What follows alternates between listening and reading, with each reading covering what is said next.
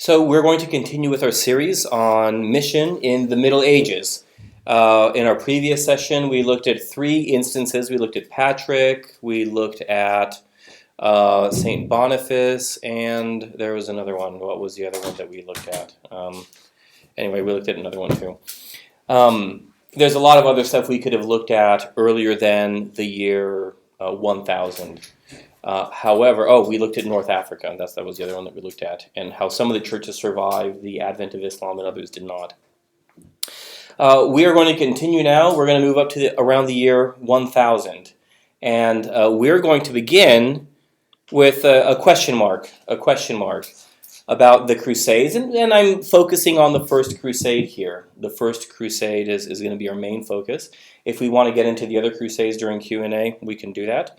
But we're going to focus on the First Crusade. And I want to ask, and because this is something I've heard among evangelicals, that the Crusades were about converting Muslims to Christianity. So just keep that as an open question. This is the kind of thing that you will hear. Okay. And we're going to also look today at Raymond Lull, who is one of the greatest Christians who is very unknown. And then we're going to look at a parachurch organization called the Knights Templar. And we're going to take a look at these three different groups, God willing, if we have the time for all of them. So we have a little bit of the historical background. What is going on at this time when the First Crusade is going to begin? Let me also just begin by telling you something provocative. I'm going to try to catch your attention. Everything or most things that you think you know about the Crusades are probably wrong. And I'm going to try to tell you why that is the case and where that came from. So let me just start with that. Well, first of all, the historical background. Europe is surrounded by a new force. You know, the Europeans had been used to dealing with various types of paganism, like with Patrick, like with Boniface, like with the Christians in Egypt. Some of them were more sophisticated. The Egyptian paganism or pagan pantheon was very sophisticated, very philosophical, very well developed. Others were more primitive, maybe the paganism of the Druids, though again we don't know a huge amount about that. The paganism of the Frisians and the other Germanic peoples that Boniface was among. But by now you have something that is like Christianity in that it represents one coherent body across linguistic groups, across ethnic groups. So Christianity is facing something that it has never, ever faced before. So that's why it is a real contender. It is claiming Catholicity. I know that's a word we probably don't use a lot, but Catholicity means it is universal. Islam, like Christianity, says, hey, this is for everyone. This is not just a local cult for the people in this valley or for the people of this ethnic group. This is for everyone, and everyone should follow this. Islam, like Christianity, is also exclusive. There's this great verse, you shall worship only the Lord your God, Yahweh, because Yahweh is a jealous God. You'll notice if you actually read the Torah, nowhere does it say that the other gods don't exist. You get that idea in the prophets and stuff. But the idea right there in the Torah and in Exodus is that Yahweh is unlike Baal or Asherah or the Egyptian gods who were happy to have you worship other deities. Yahweh is a jealous God. You can only worship Yahweh. If we look at Amos, this is one of the sins that he's denouncing among the people of the northern kingdom. Not that they've forgotten Yahweh. They're still worshiping Yahweh. What's their sin? They're worshiping Yahweh along with other gods. This is one of the sins that Amos, the prophet, is going to denounce in the northern kingdom. So anyway, Islam, like Christianity, says this is exclusive and it's Catholic. This is for all people in all places at all times. The Christian faith has never faced anything like this up to this point in time. Also, Islam has eschatological certainty. Oh, that sounds really fancy. What does that mean? It just means that they, like we, think that they know how the story is going to end. There was not really any kind of eschatology in a lot of the paganisms and even in a lot of the more really developed Eastern religions. Time was not seeing as going from here to here and then reaching some sort of definitive end. And by the way, I can get the PowerPoint for you, this PowerPoint for you guys if you want it. And finally, Islam is very clear that it is superseding and it is there to replace Christianity. They're very clear about this. They would say, yeah, Jesus was a prophet. He was there for the Jews. But here we are. We have the full revelation. Your revelations have been tarnished or corrupted or whatever. The point is we are bringing you the revelation That is, the clear revelation, it is preserved. There's a lot of different Quranic material to describe that. But the point is, they're saying, we are here to replace you guys. Islam has all this. Christendom and Christians in general have never faced anything like this. So what is Christendom? This is not really a concept that we can speak of anymore today. But Christendom is basically a unified vision of God's reign on earth. A unified vision of God's reign on earth. Today we still have Christianity. We have a vision of God's reign on earth. But it's not unified in that it doesn't see the religious authority wed in some way, shape, or form to the political authority. Among Christians today, you're going to find all kinds of different ideas. And even within the same denomination, you're going to find different points of view.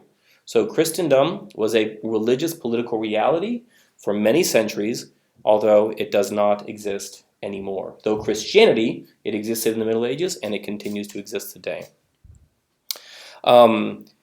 Well, there's a note there on secularism. That's more getting into the Enlightenment, which we can talk about sometimes if you guys want to. So what was a crusade? Do you remember how I said last time that Middle Ages was not a phrase that they would have used for themselves? The people back then in the Middle Ages wouldn't have said, well, we're living in the Middle Ages. Obviously, something real is going to come. Modernity, scientific revolution, Protestant Reformation, the Renaissance, like all this stuff is going to come later on. We must be in the middle because we're after the glory of antiquity and the Greco-Roman Empire and literature and architecture. And we're before, all the discovery of the New World, which presumably there's something new. We must be in the middle of something. This is not how people looked at themselves and how they thought of themselves. In the same way, the word crusade is a word that did not exist, didn't work. We also talked about the word missionary. Do you remember? How would the people like Patrick and Boniface, how did they talk about themselves? Pilgrims. Pilgrims, exactly. They were pilgrims. It's a very biblical, rich theological concept, actually. So in the same way, when we talk about the Crusades, they did not have a word, crusades. The word crusade is a later invention, very Protestant invention, though the Catholics are going to use it as well, in order to talk about certain groups of armed pilgrimages. That's actually how they would have thought about them. And not all the crusaders or these pilgrims were armed. We'll get to that in a minute. Well, also the crusade is an ecclesiastical initiative.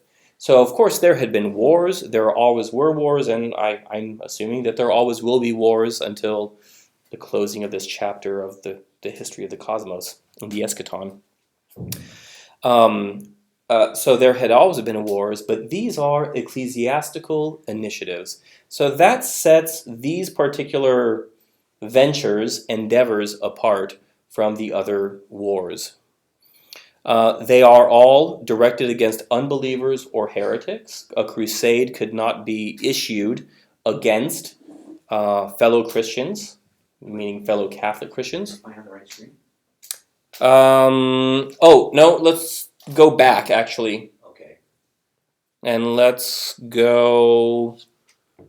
Oh my goodness, I have a different one than you do. Well, let's look at this. Let's go forward now. Okay, so here's some common errors about the origins of the crusade. Remember how I said that you guys probably have some incorrect ideas about mission? Okay, I got the right PowerPoint here. Sorry about that. The first one is that they were about getting land and money, right? The idea is the population of Europe had grown a lot, so you had these young people from noble families, and they needed to get land and money. That's historically just totally false. We know that now. People have done a lot of historical forensic accounting. That's a real thing. So when you go back and look at tax records and you look at the records of the wealth of different families, this is just not the case. The other one is that they were unprovoked, right? No, they had a genuine reason for going on the First Crusade, and that was to assist the Byzantine Empire, their fellow Christians in the East, to recover lands that had been taken away from them in an unprovoked war of aggression. Okay? This is called Islamic imperialism, and Islam, it's called the opening of the nations. It's a nice euphemism. Another one is that the Saracens, I'm not using that as a pejorative term, this is what they call those people coming from Arabia at the time, had a legitimate claim to Palestine, Egypt, and Syria. There's I mean, it was just a war of conquest, basically. Now, of course, the Muslims believed that they were doing this in the cause of Allah. They believed that they were inspired by God to do this. But if you were not a Muslim and you didn't believe that they were really inspired by Allah and by God to do these things, then it was just an unprovoked war to gain territory. Another myth that we hear a lot is that the Saracens were welcomed with open arms by the Christians. That they were welcomed with open arms by the Christians. I remember I was in Nazareth and talking with a Muslim one day, and he was complaining about how the Jews had Jerusalem. And I said, well, they took it away from you, just like you took it away from the Greeks, by military powers. Why are you complaining? What's good for the goose is good for the gander. And he said, well, no, we just came and they just let us in. And I said, no, you don't know this? You laid the city under siege. You starved the people, you caused the death of immense numbers of children and old people and disease. And you don't know this? This is just basic history, even from the Islamic sources. And he's like, that can't be right. So he didn't know this. He had been taught that apparently these armies just rolled up there and they were like, oh yes, come in, fadalu. So that's again just false. Another myth is that the Crusades were particularly violent. They were not nice, that's for sure, but they were no more violent than the regular military venture of the time. People love to quote this guy talking about the siege, or the capture of Jerusalem, and how blood was up to the reins of the horse. And this is not a literal description. This is an allusion to a verse in Revelation. Just a little bit of kind of literary knowledge can indicate these things. But again, people heard these things, and I'll tell you where these come from. Another error, and this is a big error, so this is why I want to include this as context, but I don't want to include this as a form of mission, okay? It is a form of trying to aid other Christians who are in a difficult situation, the First Crusade, and then to some extent the other Crusades. But really, the First Crusade is an attempt to aid Christians. The Christians in the Byzantine Empire had been asking the Christians in the West for decades for help to regain the holy cities of Christianity, Jerusalem, Alexandria, later on Carthage, Antioch. All these cities had been lost by this time to Islamic imperialism. If anything, the complaint of the Byzantine Empire was that the Western Christians took way too long to actually answer their call for help. That there's this idea that they were aimed at conversion, totally false, totally false. And then another one, and this is particularly important, is that the Crusades somehow inflicted a great trauma on the collective psyche of Islam. At the time, and I've got some quotes here from scholars later on, at the time it was a blip on the radar. So think about it like in Iran. For people in Iran today, like what the United States done is really important. This is day-to-day news that they want to know about. For your average American, how much do they actually know or think about what's going on in Iran? Maybe some more educated Americans are aware kind of what's going on there, but they're not worried about it. They're not thinking about it. They're not really concerned about it. This was on the periphery of the Islamic Empire, this little strip of the coast along Palestine. It was the periphery of the Muslim Empire. When Salahuddin has to figure out, who am I going to fight against? Am I going to put down other Muslims and consolidate my power, or am I going to get rid of the Christians who have taken over Palestine? What's his priority? It's the first one, right? So this idea that the Crusades somehow inflicted a trauma on the Muslim mind is historically false. Later on in history, in the 20th century, people will dig up stuff as an apologetical kind of reason, because what's something that we've learned recently from Meghan and Harry, right? Everyone's heard about this great interview? That you can be a princess, literally, well, she's a duchess, I guess. You can be a duchess and you can be rich and famous, but you can still be a victim. It is psychologically very important to be a victim, because when you are a victim, you have no agency. You have no, you cannot blame yourself for your own situation. You can blame it on other people. So this idea of victimhood, and this is not just in the Muslim world, this is very prevalent right now in the West. To be a victim is it's the highest status that you can have in society. So being able to claim victimhood is very strategically valuable in terms of public rhetoric. Where do all these errors come from? Why is it that evangelicals and other people as well have been taught all these fables, all these myths about the Crusades, and specifically about the First Crusade? Well, oftentimes in history it's hard to lay the blame with one person, but I think we can pretty much do it here.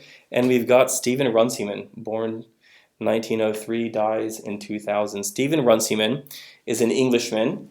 He is not a Christian of any stripe. He is an occultist. He leads a very interesting life.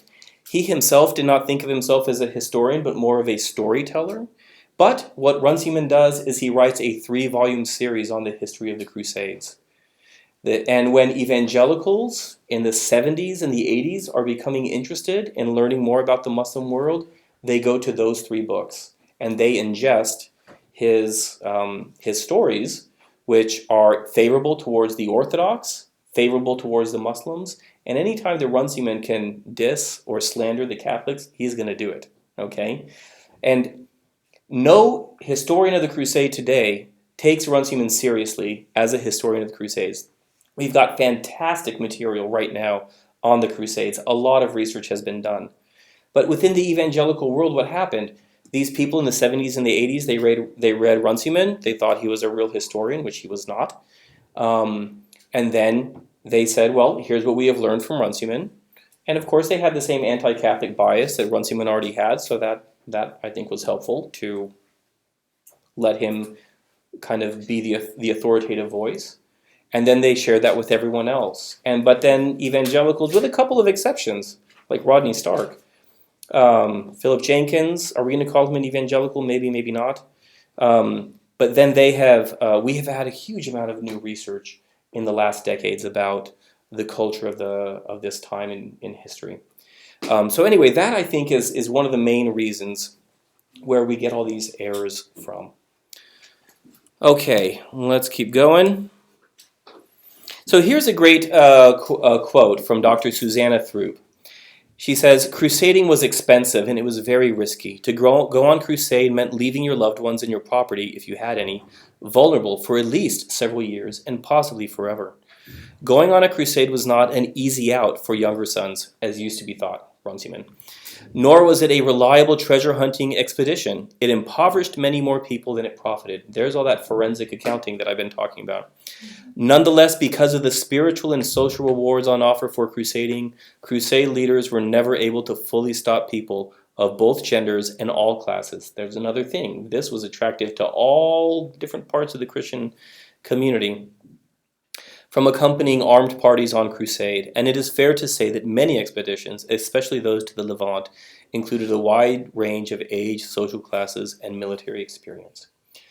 So the First Crusade starts when Pope Urban II preaches, and he is basically saying who is going to go on a pilgrimage, but it is an armed pilgrimage. Okay, why is this an armed pilgrimage? Well, first of all, we need to remember that for a long time, Palestine had been under Muslim rule, and Christians had been making pilgrimage. And the Muslim authorities had ensured the well-being of the Christian pilgrims. Until that changed, the West was not going to respond to the request of the Byzantine Empire for help. They were like, well, our pilgrims are able to go on pilgrimage. That's our main interest. Then something happens, which is that the security of the pilgrims is called into question. Different groups of pilgrims going to Jerusalem, Bethlehem, and other holy sites in the Holy Land are massacred and raided. This is one of the main things that is going to push Urban over the edge. And he says who will go on an armed pilgrimage. Again, many of these people took their wives and children and servants and friends with them, like Susanna Throop said, to recover the holy places. So the original idea is that we need to secure these places for the sake of pilgrimage.